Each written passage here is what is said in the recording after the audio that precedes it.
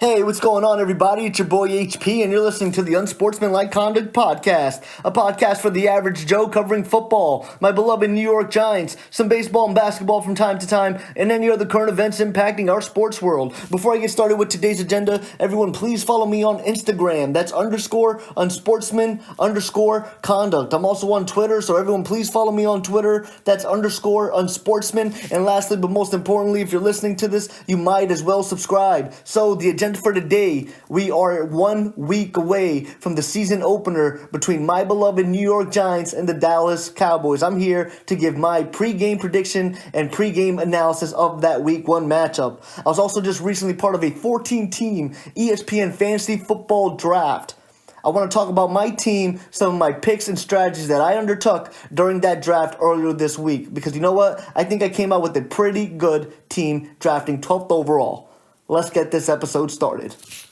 So a couple of weeks ago, I released an episode where I gave a week-by-week, game-by-game prediction, win-loss prediction for the New York Giants. I had the New York Giants going 9-7, just missing the playoffs, but I did have the New York Giants extremely competitive throughout the whole season, where the New York Giants fans, such as myself and everyone else out there, can continue to be engaged throughout the year, throughout the football season. Whereas, instead of being 1-6 by week 7 or by the bye week, we're hovering around a little over or a little under 500. And with that said, within that 9-7, I did have the New York Giants, unfortunately, dropping the first game against the Dallas Cowboys. Now, this is way before the Ezekiel Elliott where Ezekiel Elliott was most likely not going to start week 1. This is way before considering all of that. This was actually considering the fact that I thought Ezekiel Elliott would be in the game. But before I get into that, before I get into my prediction and my pregame analysis, I just want to give sort of a reminder to everyone that this 9-7 record that I predicted a couple of episodes ago, that's going to be adaptive. And what I mean by that is that can change as I give my pregame analysis as week in and week out. And so, for example, let's say after week 4 we're 3-1. And, we're scoring a lot of points and our front 7 looks like it can get to the quarterback at any given moment. Then I might end up changing some of my win-loss predictions. And instead of 9-7, maybe that 9-7 looks like a 10-6 or 11-5. And on the other hand, maybe our pass rush isn't that great and our young secondary is getting eaten up and shredded by these quarterbacks.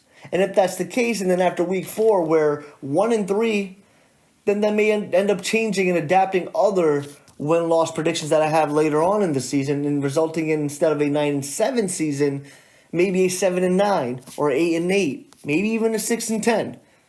So I just want to give that reminder out there that this 9-7 record that I had predicted several weeks back is subject to change given how the New York Giants offense and defense looks.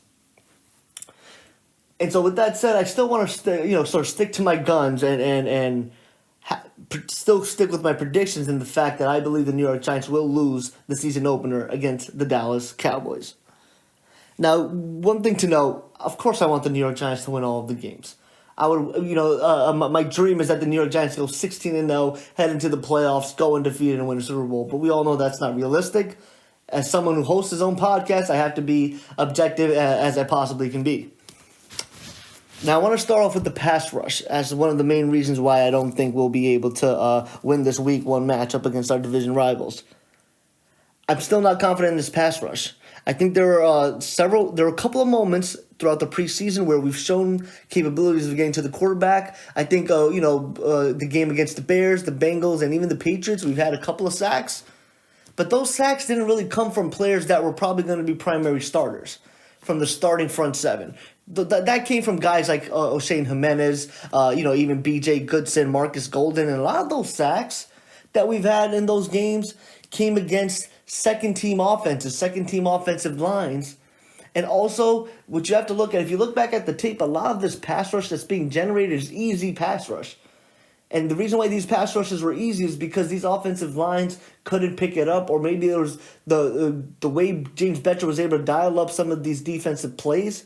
The linebacker, and you have to think about it, edge rushers in a 3-4 defense are typically your linebackers.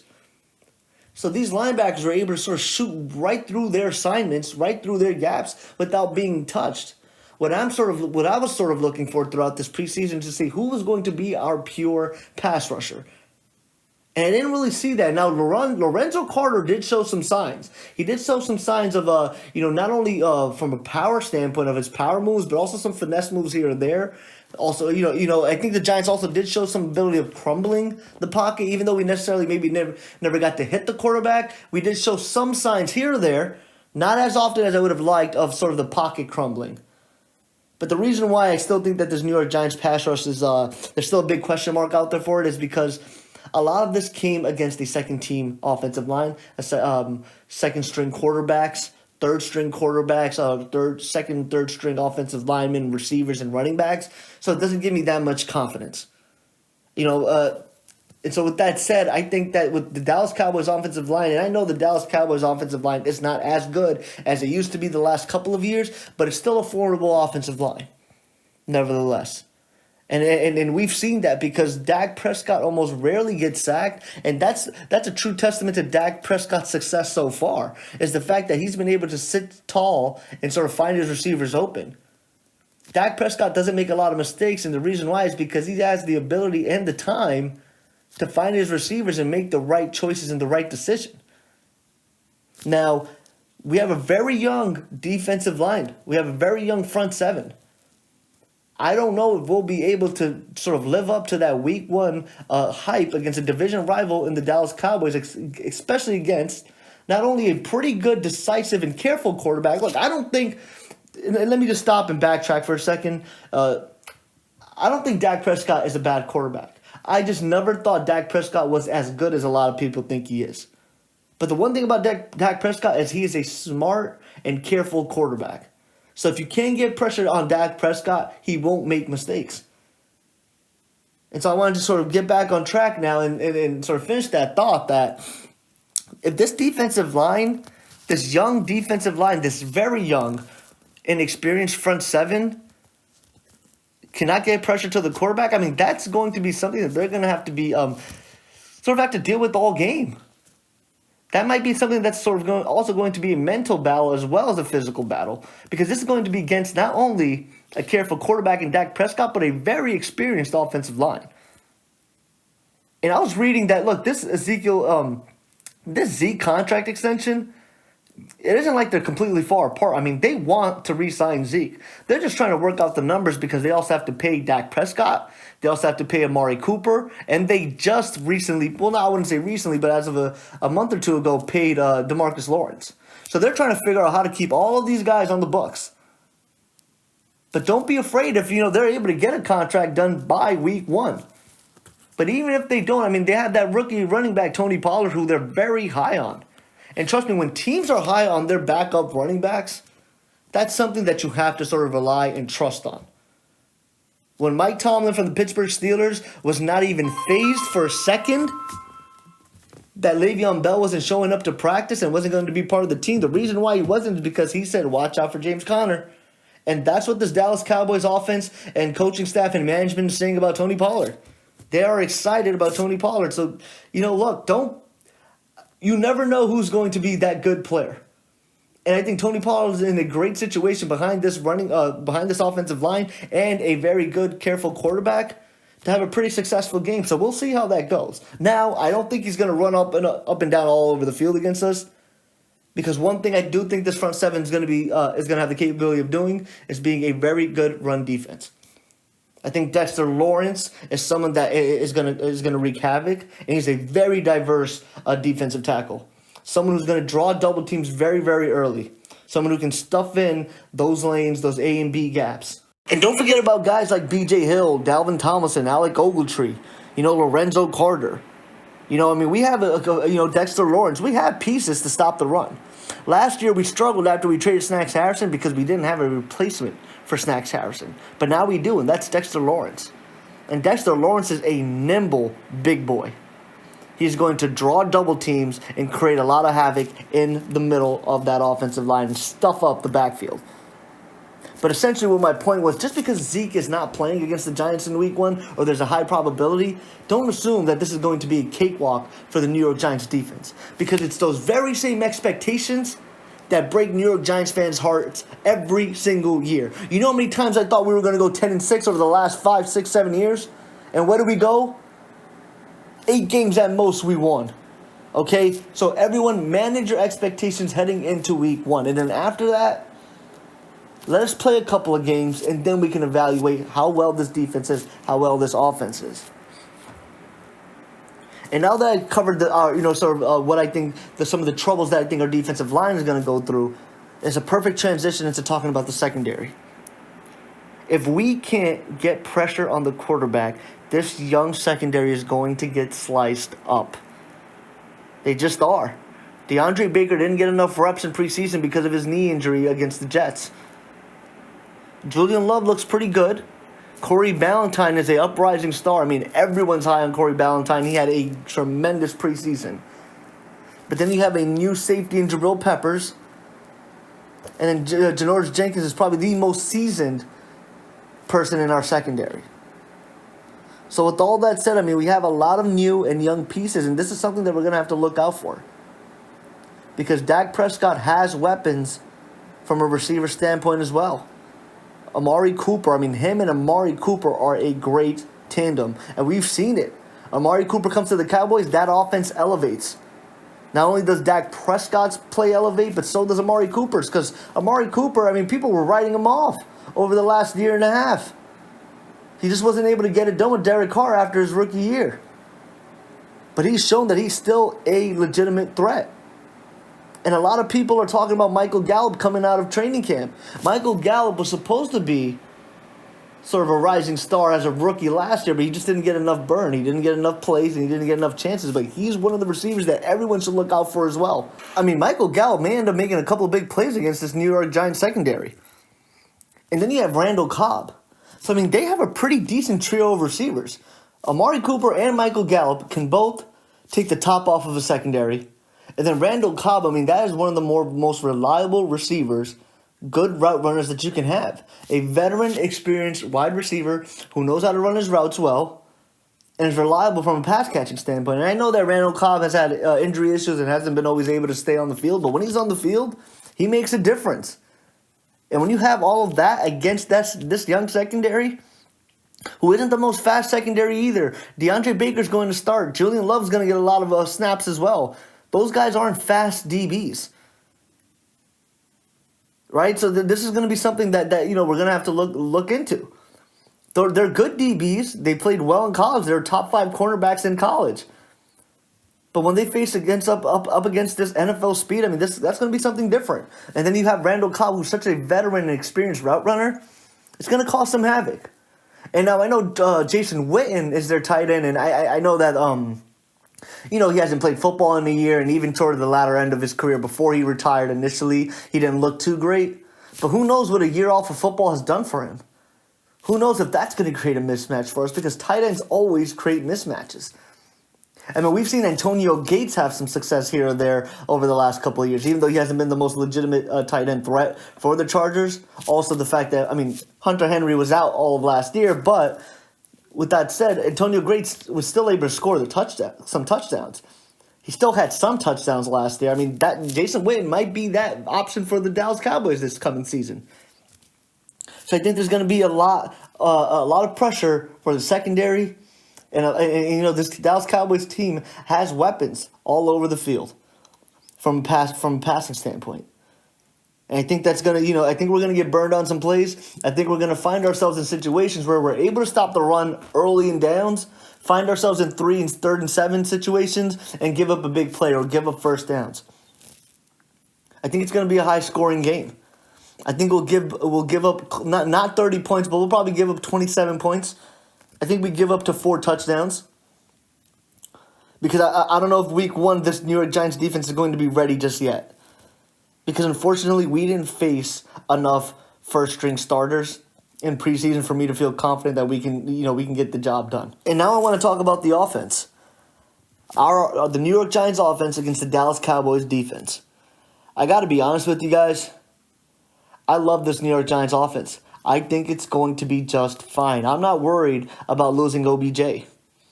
because we have Sterling Shepard, we have Evan Ingram, and we have Saquon Barkley. And we've shown in those last 4 games that OBJ was out last year, we can put up points. We don't need OBJ to put up points. And now with this improved offensive line, I mean, Mike Remmers is looking like a beast. Kevin Zeitler obviously is looking great. And then we have year 2 with Will Hernandez. We have another year with Nate Soldier. I mean, this offensive line is going to look good and help and protect Eli Manning. And then we've seen it. Have we not seen it with Daniel Jones? They protected Daniel Jones. I mean, how often did Daniel Jones get hurried? How often did Daniel Jones get a hit? I'm not saying Daniel Jones never got hurried or never got hit, but how often did that happen? The reason why Daniel Jones was successful, had a successful preseason and looks great is because he has protection. Now imagine that protection for a better quarterback, a more seasoned veteran quarterback that can also pick up and identify blitzes, call audibles, and call plays at the line of scrimmage that are going to be more efficient based off of what he thinks the defense is going to run. Because Daniel Jones was out there just running what was given to him. Daniel Jones wasn't calling audibles, calling out routes. He was just calling the snap, looking the first receiver dead in the eye, and just letting that ball fire. And that's not a knock on Daniel Jones, but that's a testament to this offensive line. That's a testament to the receivers. Daniel Jones, everything worked really well for Daniel Jones for him to be successful. It all started with the offensive line. So now I sit here and wonder how that's going to work for Eli Manning. And mind you, Sterling Shepard wasn't even playing in the preseason. This was with Golden Tate as our best receiver. I think this offense is going to be just fine. I know that the Dallas Cowboys have a very good and deep secondary. I'm well aware of that, but I think we're going to be just okay. And to be honest, I think our running game is going to be fine. I think, look, Saquon Barkley is the best offensive player in the NFL. So I'm not too concerned about our ability to run the football, especially because I don't think their defensive ends and defensive tackles are that good. I think the best part of this front 7 for the Dallas Cowboys are their linebackers. We all know about Van Der Esch, Jalen Smith, and Sean Lee, but other than that, I'm not worried about anybody else. DeMarcus Lawrence is their best pass rusher, and then after that, thankfully, Robert Quinn is suspended. They have their front 4 is deep, but it's not deep with that much great talent. I'm not worried about. I'm looking at this depth chart. I'm not too concerned about anyone else on this defensive line. You do have Tyrone Crawford, who has had some pretty decent plays and decent games against the New York Giants, but that's because we haven't had a good offensive line in the last 5 years. Now we do. I want to see how DeMarcus Lawrence looks against like Kevin Zeitler or Mike Remmers. I want to see how Tyrone Crawford looks against these guys as well. Year 2, Will Hernandez. I think we're going to have a pretty good offensive output. I think we'll move the ball down, but because we're going to rely on the run game a lot, we're going to move the ball down gradually. We're going to burn a lot of time off the clock, and we're going to win time of possession. However, even though I think our offense is going to be fine in terms of moving the ball down the field, I think there will be moments in the game where we hit those dry spells because we're not able to get into the end zone because we don't know exactly who our playmaker is going to be from a receiver standpoint. That's what Beckham was for us. So as a result, I think early in the game, we'll find ourselves kicking a lot of field goals, getting close, moving the ball down the field, maybe end up even punting it on Dallas Cowboys territory. But I think eventually we'll pick it up and start scoring points. And I think we'll meet the Dallas Cowboys score for score. I think we can meet the Dallas Cowboys point for point. But because of this defense, I'm not too sure if we can hold up from an offensive standpoint. I think that the offense is going to have to bail out the defense for the New York Giants to win it. I don't see that happening. Because this Giants defense, it looks like a whole completely new unit. I think the only, there are a couple of players in the front 7 that have been together for a couple of years, but other than that, it just looks like a whole different unit. And so with that said, I do think the Giants offense is going to be well, but again, as I've started off with this episode, because of my uncertainty about the New York Giants defense, I still have us losing week 1. I think we scored 24 points though. I think we'll get close to beating Dallas. I think it's going to be one of those games where it ends in Dak Prescott's hands, and he's able to drive down the field for a game-winning field goal. I think that's what happens. I don't think the secondary will be able to live up to that pressure. I don't think they'll be poised enough in that late game drive. And so, unfortunately, I know my New York Giants fans do not want to hear this. I promise I'm a New York Giants fan, and I know I shouldn't be a Debbie Downer on this, but I do have the New York Giants losing that season opener. But trust me, I would much rather have them win that game, and I would be a much more happy camper if they prove me wrong. So New York Giants, please prove me wrong and show that you can win this Week 1 matchup against the division rivals, the Dallas Cowboys.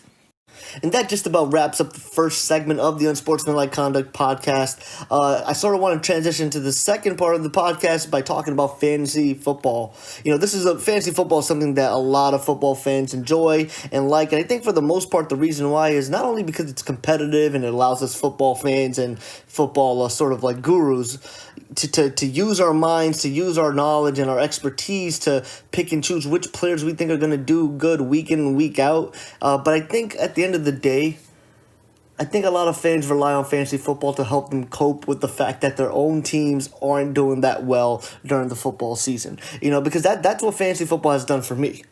The Giants haven't been that great over the last 5, 6, 7 years or so. And so fantasy football has allowed me to continue my engagement during the football season without having to rely on rooting for the Giants when the Giants are usually mathematically out of playoff consideration so early in the season. So, fantasy football has done that for me. And earlier this week, I was part of a 14-team ESPN fantasy football draft. And I want to give, just a breakdown of my starting lineup because I think I'm really proud of what I was able to do considering that I picked 12th overall in that draft. So at quarterback, I have Russell Wilson. My RB1 is James Conner. I think James Conner is going to have one hell of a year. I was so high on James Conner that even if I had an earlier pick, I would have had passed up the likes of Devontae Adams, Julio Jones, Odell Beckham Jr., DeAndre Hopkins for James Conner. If I was anyone other than the top 3 running backs, such as Alvin Kamara, McCaffrey, and Saquon Barkley, I would have ended up picking James Conner if I didn't have the ability to pick those 3 running backs because that's how high I'm on James Conner. I know his usage is going to be out of this world and probably equivalent to the likes of Saquon, McCaffrey, and Alvin Kamara. So I was really happy that I was able to grab James Conner at 12th overall. I was actually pretty surprised he dropped that low considering how high I had valued James Conner. And then my RB2 is Duke Johnson Jr. A lot of people are, they're not that high on Duke Johnson Jr. for some reason. Duke Johnson Jr. can score the ball. Every time he's been given an opportunity, he's been a big play threat. However, Duke Johnson, for his entire career, has always had to play as a backup role. This is the very first time where he's the number 1 lead back. And, people are forgetting Lamar Miller was injured for the whole entire season this year. Deontay Foreman, which was the other backup running back, has been released. Has been released. They just traded for Carlos Hyde, but Carlos Hyde doesn't know the playbook yet. You think he's going to be ready for week 1? Carlos Hyde's going to need a couple of more weeks to get acclimated to that playbook and that playing style. And I think that Duke Johnson will be the number 1 back and may end up splitting some carries and sharing some carries with Carlos Hyde. But for the most part, I think this is Duke Johnson's job to lose. But Johnson has shown that when given the opportunity, not only is he a run threat, but he's great out of the backfield for catching that football. The Texans have shown the inability to protect Deshaun Watson. This is a perfect player for Deshaun Watson to rely on out of the backfield for him to simply just toss the ball to Duke Johnson and let him get 5, 6, 7 yards off of a reception when Deshaun Watson's under pressure. So I think Duke Johnson, especially because I'm in a PPR fractional league, Duke Johnson's going to help me. It's essentially a dual threat for me, both from a running standpoint and a receiving standpoint. So I'm really happy about that pick. There are little concerns with Carlos Hyde, with the trade for Carlos Hyde, but the only reason why the Texans did that is because they had no depth at running back. I don't think they did that expecting Carlos Hyde to come in and be the lead back. And then at wide receiver 1, which was my second round pick, was Mike Evans. Obviously there's no scare there for Mike Evans. I think from a touchdown perspective, Mike Evans is a little inconsistent, but he's always going to be the true number 1 threat for Jameis Winston and the Tampa Bay Buccaneers offense, so no concerns there. And then my third overall pick was Adam Thielen. And this is where I think I just won the draft by having James Conner, Mike Evans, and Adam Thielen. I mean, a team to be created like that in a 14-team league. I mean, some of these guys, they were making some stupid decisions. Fortunately for me, there was someone who had auto-drafted both Zeke and Melvin Gordon. So with that uncertainty in the air, they were actually they ended up being auto drafted. So that kind of helped my chances out by getting Mike Evans and Adam Thielen. But I thought I won the draft there with those first 3 rounds. And then my tight end is Evan Ingram, who, if you guys listen to my fantasy football special episode, Evan Ingram, I have him as a top 5 fantasy tight end. I think he's going to be Eli's favorite target. He may not be the most. I think he may even end up being the most targeted. I think he'll be more targeted than Sterling Shepard and Golden Tate because tight ends are a walking nightmare. Evan Ingram is just a slightly more bigger wide receiver. Evan Ingram can run routes like a wide receiver. He's just as explosive as any other top tier tight end. He just hasn't been able to make that production yet because he's had to play, third option behind Odell Beckham, who's been highly favored in our offense when he was on our team, and then Sterling Shepard. So I expect Evan Ingram to have a big year. And then at my flex position, a receiver that helped me later down the road in last season to help me win a championship was Robbie Anderson.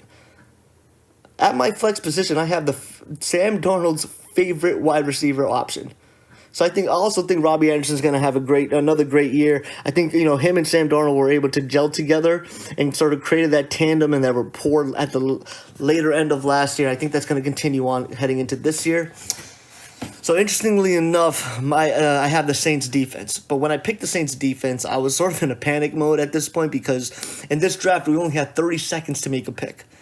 And while I was making that pick, I was on the train. So I was doing this whole draft, the entire draft on my cell phone. And I was on the train. I was actually on the Long Island Railroad, and I had a mobile ticket. So by the time it was my pick, I had to show the train conductor my mobile ticket. By the time I got out of the app and showed the conductor my ticket, I had no choice. I had about maybe 5 seconds to make a pick. Without really looking at the board, I panicked and said, you know what, screw it. I'm just going to go to the defense and just pick any random one that's in the top 5. So it's sort of a panic move on my end, and I sort of freaked out there. So I'm not too entirely happy about that pick because I feel like I could have gotten some really great depth at running back, which I think is my overall weakness on this team. And then my kicker, Aldrick Rosas, one of the best kickers in the NFL, a New York Giant. So I have 2 New York Giants representing me in this year's fantasy football league. And then on my bench, I'm not too crazy about my bench, unfortunately. I kind of made, and it started getting a little harder because, you have to remember, this is a 14-team league. So as you get past the mid-rounds, it just gets harder and harder to find this talent. And I made some mistakes. I mean, there were other players that got drafted right after my picks, and I'm like, shoot, I should have done that. But I sort of second-guessed those picks and ended up going with picks that I felt more comfortable with. And so I'm going to go through my bench, and I think this is where I lack a little bit. I have Peyton Barber, which is a big question mark because we're not entirely sure how that running game is going to look for Tampa Bay. They also have Ronald Jones, as a backup. And, I was reading up on this whole Peyton Barber-Ronald Jones situation. Peyton Barber is very likely to lose his job. If Peyton Barber doesn't show that he can produce well, they're just going to go with the hot hand. And if Ronald Jones shows even a more slighter advantage over Peyton Barber, they're going to give Ronald Jones the lead back role. So I'm a little concerned there. I think at wide receiver I did a pretty good job because I have Dante Pettis, Marquise Brown, who are going to be the number 1 options for their team. I think Pettis is going to be a number 1 option for the San Francisco 49ers from a receiver standpoint. Obviously we know that Greg Kittle is there. So George Kittle rather. So, I know that Kittle's going to be the number 1 option for the 49ers, but from a receiver standpoint, I think that's Dante Pettis' role. And, Shanahan definitely wants to use Pettis in more than one ways, either in the outside or in the slot. So I think from a wide receiver standpoint, I'm taking care of because also Marquise Brown, he is poised to be their number 1 wide receiver. I think that's the guy that's going to make the big plays and help Lamar Jackson move the ball down the field. So definitely looking forward to that. And then another running back that I sort of, I'm not too excited about. I'm not even sure why I drafted, but it was Dion Lewis. And this was another one of those things where I only had 30 seconds to choose, and I didn't really have enough time to look through the draft board. Got a little distracted there and ended up picking up Dion Lewis. But I think that's a safe bet because you never know with these running backs. So maybe Derrick Henry gets injured. I'll have Dion Lewis on my bench, and it's people have to remember it's not like Dion Lewis isn't going to get any carries at all. Dion Lewis will get carries and get his legs under him. It's not like Dion Lewis is not going to get any play or any burn. Dion Lewis is a great receiving back. I think they're definitely going to use him on some third down situations.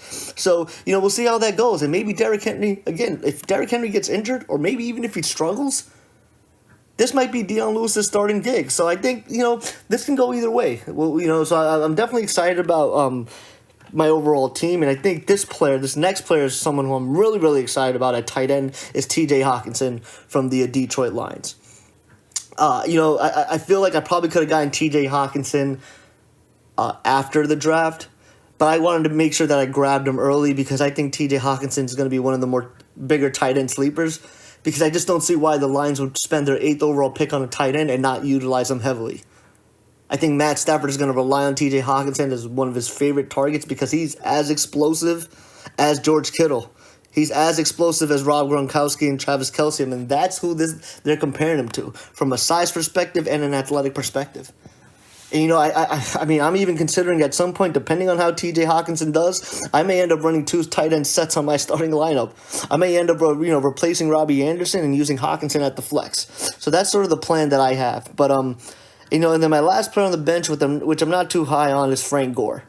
So overall, my running backs I think are my weakest position on this team. I have James Conner, Duke Johnson Jr., Peyton Barber, Dion Lewis, and Frank Gore. But from a receiving standpoint, I think I nailed it with Mike Evans, Adam Thielen, Evan Ingram, although he's a tight end, Robbie Anderson, Dante Pettis, Marquise Brown, and TJ Hawkinson. I think in my fantasy football edition, I did explain that even though you're in a PPR league, you should rely heavily on running backs. But this was one of the first drafts where the way the pieces and the players fell on the board, I was forced to go receiver heavy because I wasn't too happy and too thrilled with the running backs that were on the board at the time that I was picking Mike Evans or Adam Thielen. So I just felt more comfortable, with going with value and best player available rather than going by position need. I think throughout the week I plan to, or throughout the season rather, I plan to just give an update on my fantasy, give an update on my matchups. I may be joining another league for that draft, and when that draft starts, I'll definitely give a breakdown of that league as well. But yeah, this is my fantasy team. Definitely, shoot your thoughts, shoot your comments on what you think about my team and my sort of the construction of my team for a fractional half-point PPR league. But yeah, folks, that about wraps it up. That's episode 19 of Unsportsmanlike Conduct. I know it's been a couple of weeks since I released an episode, but I'm glad to be back. Make sure you subscribe. It's your boy HP. Peace out. The podcast you just heard was made using Anchor. Ever thought about making your own podcast? Anchor makes it really easy for anyone to get started. It's a one-stop shop for recording, hosting, and distributing podcasts. Best of all, it's 100% free. Sign up now at anchor.fm/new. That's anchor.fm/new to get started.